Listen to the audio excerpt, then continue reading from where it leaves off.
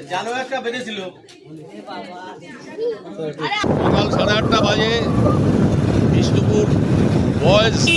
গতকাল গিয়েছিলাম বিষ্ণুপুর গার্লসে, ওখানে আজকে বিষ্ণুপুর বয়েজ হাই স্কুলের পাশে খোকন ডাক্তারের বাড়িতে সাপ বল দিয়েছে।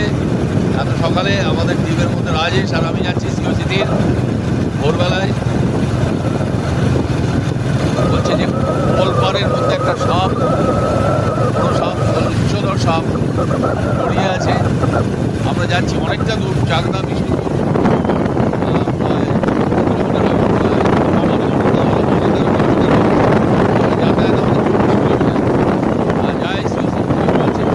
একটা দিনও আমাদের টিমের অল্প বয়সী যারা আছে তারা কোনো বিশ্রাম পায়নি।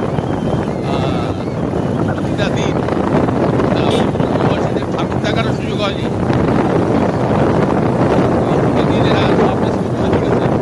যাই হোক ভাই, আমরা দেখি। আমরা এখন বিষ্ণুপুর বয়েজের ওখানে যাচ্ছি। খোকনবাবু, দাঁড়া, খোকনবাবু এই যে ডাক্তারবাবু, এসে গেছি আমরা।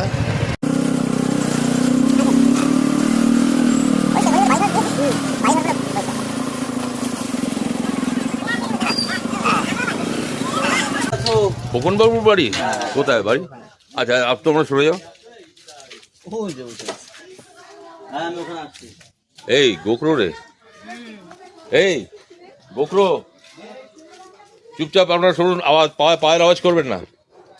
পরিবেশ কিন্তু সব থাকার মতন জায়গা আপনাদের। এই যে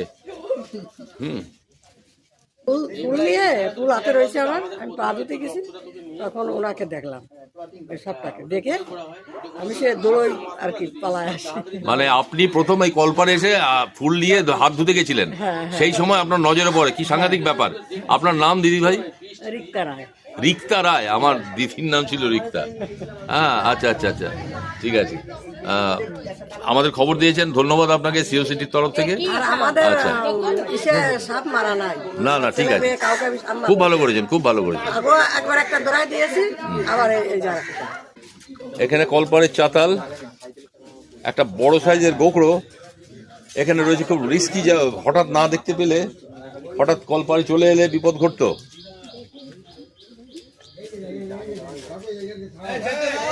দুটো জারের পেছনে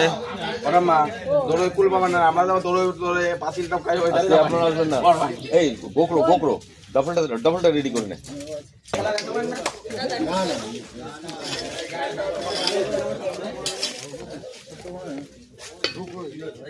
এই মাথাটা তো ফুলে আছে, মাথাটা ফোলা, ইনজুরি আছে। হ্যাঁ, দুটো বালতির পাশে আস্তে করে। বাবা,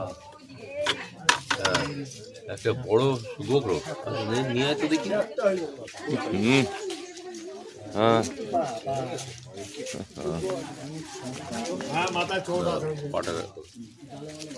এর মাথাটাতে আঘাত পেয়েছে, আবার সেই একই কেস, বুঝলি তো? চোখ বা মাথাটাতে আঘাত পেয়েছে, এটাকে আমাদের দেখতে হবে, দেখতে হবে। ভালো সাইজের গোকড়ো ছিল।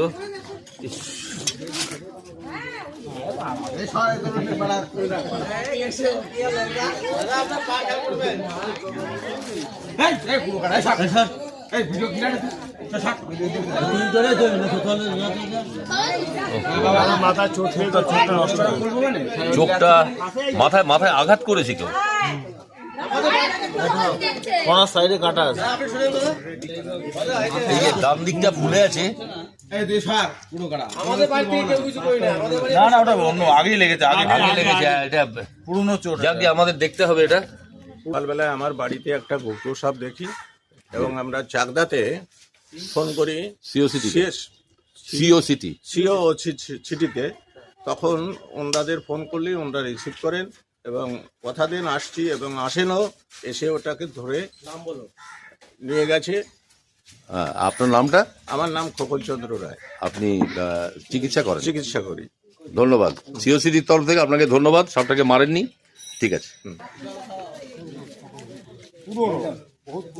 কদিক এই হ্যাঁ, ওনার এখানটায় সাইডে কাটা, মাথার ওই দিকটা ফোলা না? হ্যাঁ হ্যাঁ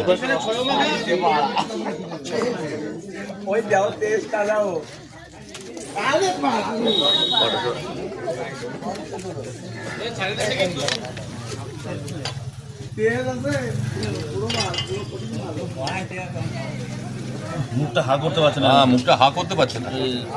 মুখটা ফেনা হয়ে গেছে, হা করতে পারছে না। সে একদম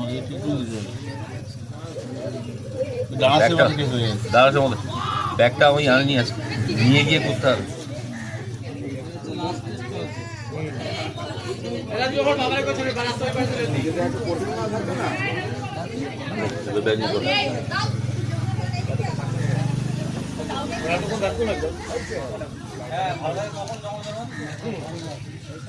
কিভাবে আঘাতটা পেলো?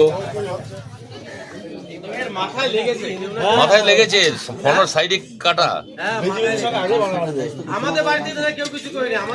না, সেটা বুঝতে পারছি, সেটা বুঝতে পারছি, তোমাদেরকে বলা হচ্ছে না। হ্যাঁ হ্যাঁ হ্যাঁ,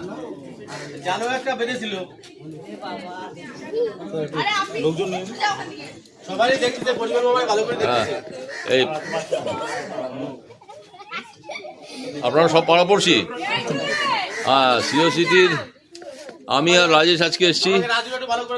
হ্যাঁ হ্যাঁ হ্যাঁ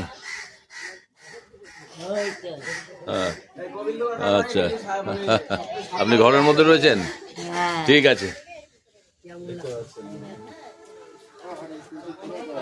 বিষ্ণুপুর হাই স্কুলের পাশে, বয়েজের পাশের গলিতে খোকনবাবু। খোকনবাবু কোথায়?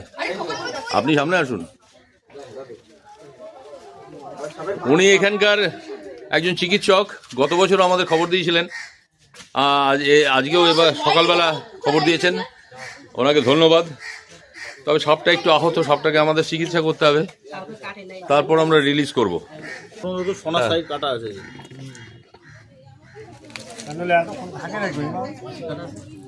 আঘাত করেছে, কেউ মেরেছে ধরে মারে না, বেজি বেজি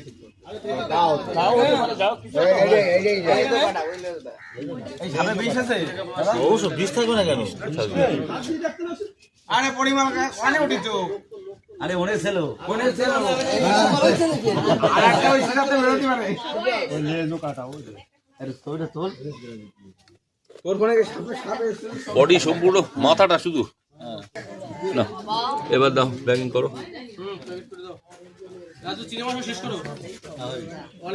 যাও যাও যাও যাও।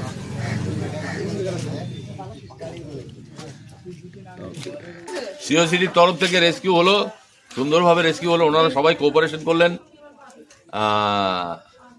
রিক্তা দিদি ভাই, উনি খোকনবাবুর স্ত্রী, ওনার একটা অ্যাক্সিডেন্ট হয়ে যেতে পারতো, আর উনি হঠাৎ লক্ষ্য করেছে, উনি সকালবেলা ফুল নিয়ে ওই কলপাড়ে হাত ধুতে গেছিলেন, সেই সময় দেখে উনি গোখরোটা শুয়ে আছে, সঙ্গে সঙ্গে ওনার হাজব্যান্ডকে জানান, খোকনবাবুকে, আমাদের কল করে। আমি আর রাজেশ ভোরবেলা চলে আসি, এসে ওটা উদ্ধার করি। ওদের সকলকে ধন্যবাদ। আমরা একটু বসেছি, একটু চা খেয়ে আমরা যাব। খোকনবাবু কিছুতেই ছাড়ছেন না যে একটু চা খেয়ে যেতে হবে। তা ঠিক আছে, আমরা চা খেয়ে এখান থেকে বিদায় নেবো। আবার আরো কল আসবে সারাদিনে, একটা দিনও আমাদের বিশ্রাম নেই।